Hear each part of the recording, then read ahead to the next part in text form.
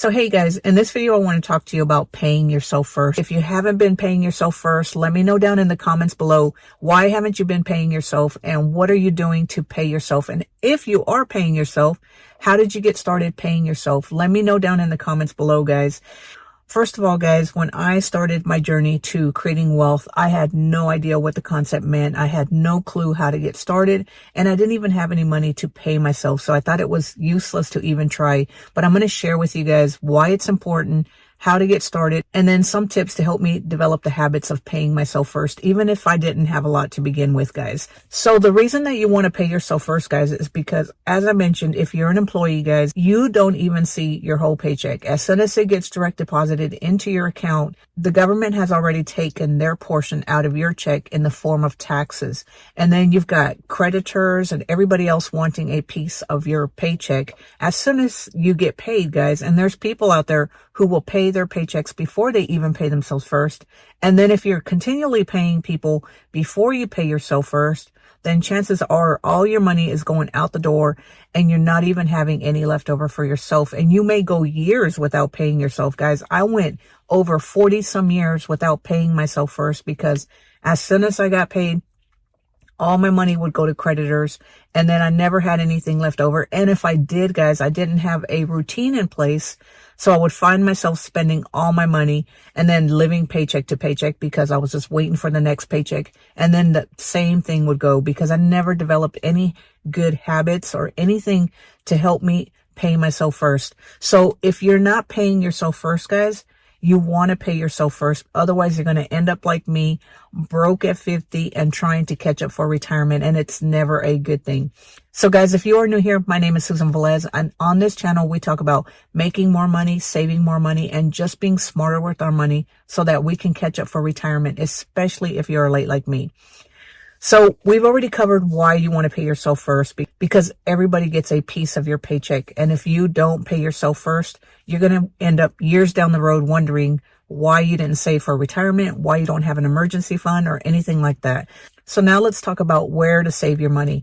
So if you don't have at least $1,000 in an emergency fund, the first thing you want to do is build up at least $1,000 emergency fund. And this is to cover any unexpected expenses, guys, because if you try to start saving in a brokerage account or open a Roth IRA before you have $1,000, if you run into any type of financial hardship, whether your tires blow, your vehicle needs some maintenance work, or your washer or dryer goes out, you're going to end up having to sell or dig into that retirement account or your brokerage account. And then you're going to get charged penalties, and then all your savings or anything else is going to be wasted. So if you haven't saved an emergency fund, guys, I recommend opening up a high yield savings account. And there are several high yield savings accounts that are paying pretty decent interest rate right now at the time of this recording, and start putting money in there.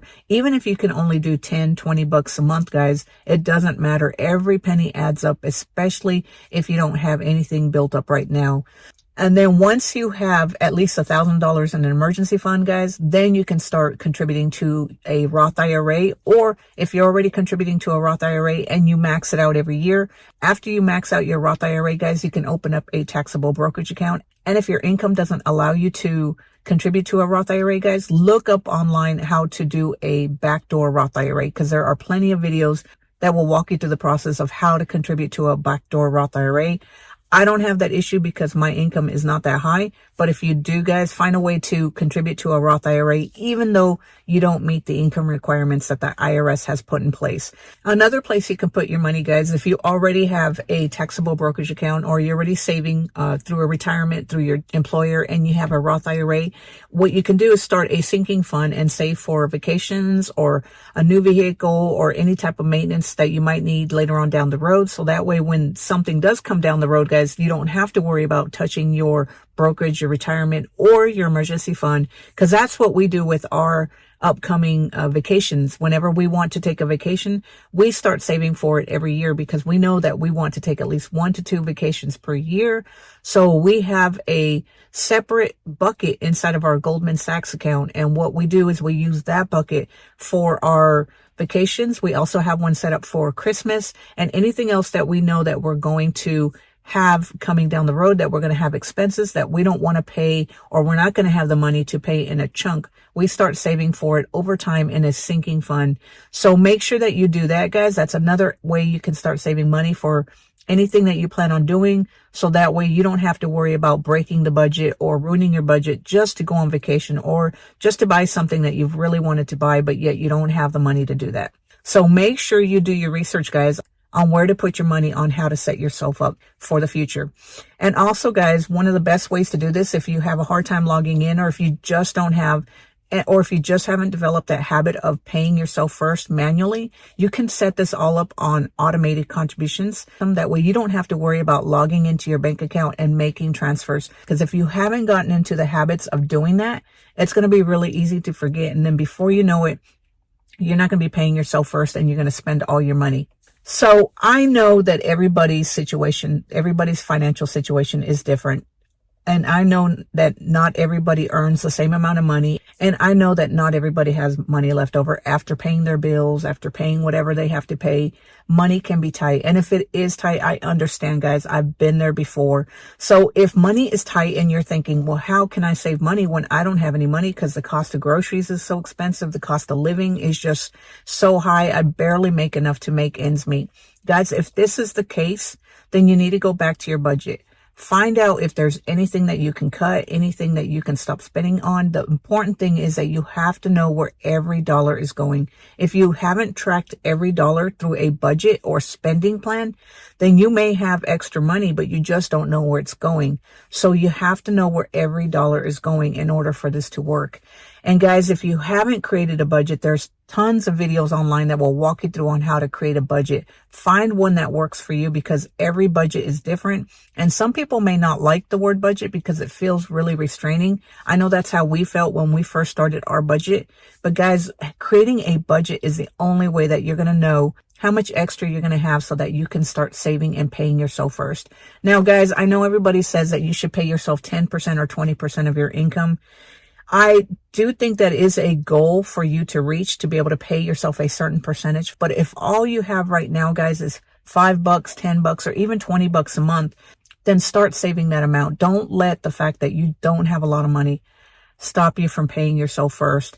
And guys, that's how we got started. We started paying ourselves $20, $50, and basically just whatever we had left over, we would stop buying certain things and then we would push that money into our savings. And as we watched that savings grow, guys, it got more motivating and it pushed us to start saving more. Now, I know it's going to be a little demotivating at first because you don't have a big balance in your emergency fund or your taxable brokerage account or your Roth IRA, guys, but every penny adds up. And so you have to start from where you are. We all start from zero. It doesn't matter who you are. And the only difference is that some people have more money to put towards their savings while other people have to build it slowly. And it doesn't matter, guys. If you have to build it slowly, that's fine. That's how we built ours. We built ours slowly. Just like learning how to walk, guys, you don't get up and just start running one day. You put one foot in front of the other, and before you know it, you're crawling and then you're walking. So just keep doing that. And no matter how much you have to start with, know that as you continue doing the habit, eventually your savings and your retirement will grow. And guys, another thing that really helped me, even if you don't have the money to save right now, guys, go ahead and open up a high yield savings account, or open up a different savings account, or open up a brokerage account. Most of these companies won't mind if you open up a account and you don't have anything to fund them. I know it sounds a little weird that you're opening up an account before you even have any money to invest, but you're getting yourself ready. If you have this account ready and open, you're going to be more inclined to go ahead and fund it because the account is already there. It's already open. So you're making room for that to grow. So if you don't have an account already with a taxable brokerage account, or you don't have a high yield savings account for a emergency fund, or if you want to just put it in a regular savings account because you're not familiar with how a high yield savings account works, regardless, just go ahead and open up another account. And that way you're making room for money to go into that. I know it sounds a little weird, and it does, but that's what we did, guys. I opened up a taxable brokerage account at M1 for several months before I even had any money to start funding it. And then before I knew it, when I had an extra $5 or $10, I started funding it. So if you have the account open, even if you don't have the money to invest right now or to save right now, you're going to be more inclined to put money into it because the account is already open. And for a lot of people, guys, that is the hardest part, is opening the account up. So if you take the time to open the account up right now, you're going to notice a huge difference, and you're going to see how easy it is to just connect it to your checking account right now and then fund it, because it's so easy to push money from one external account to another. And also, guys, before you do that, like I said, make sure you check with your bank to make sure they don't have any fees for pushing money into an external bank, because a lot of banks do charge fees for that. And I don't want you to get charged for a fee for pushing your own money into an external bank just to try to save for your future self. So anyway, guys, I just wanted to tell you, this is how we got started saving. We did get started with saving just little by little. And before we knew it, we were able to start putting more and more into our savings and our brokerage accounts, as well as our Roth IRAs. And as you get started, even if you are getting started with such a small amount, just know that you're going to start getting motivated to squirrel more money away, because you're going to start seeing your balances grow. And guys, if you're like me, that's motivating, because my thing is, I know money isn't everything, but with money, guys, that buys freedom. And that is basically what I'm looking for with my money. I'm looking for the freedom from worry, the freedom from stress, the freedom from just taking my time back and being able to live life on my terms. So anyway, guys, I hope this helps you. And also, if you enjoyed this video, guys, make sure you click on that thumbs up button, click on the subscribe button, so that way you can be notified whenever I put out a new video. And until then, guys, I will talk to you later. Have a great day. Bye.